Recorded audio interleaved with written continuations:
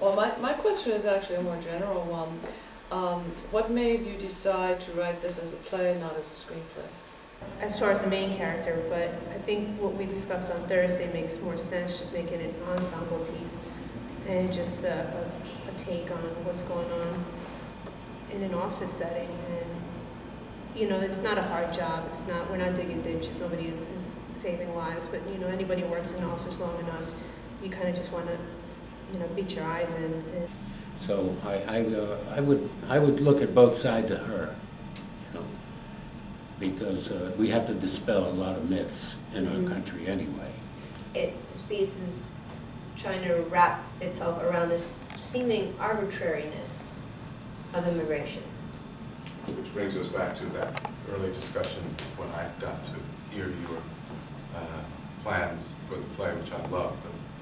And I love that it's you telling it, because that's a problem, part of the problem too, isn't it, is that others have told our story.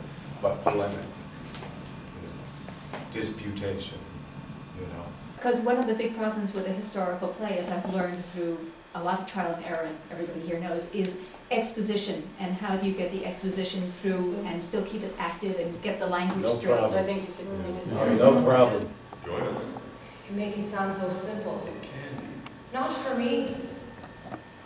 Angola, my heart is with you, and I feel troubled. Again, come with me. I wish you never told me about your plan. I wish that one day I would have waited for you, then looked for you, and someone would tell me that you were gone. We can go again.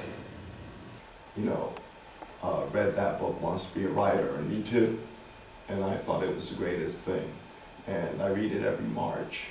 And One more for Jakey? And I just think having the push come from Holden Caulfield is extraordinary, because it's the power of literature, it's the power of what he read.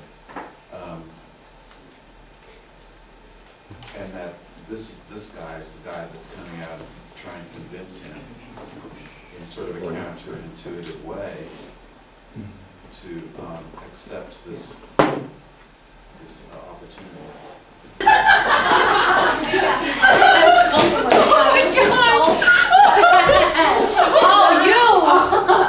You really did this to me, What are you saying? That yuppie outside? He did it. I can't believe he actually Holy cow. What'd I do?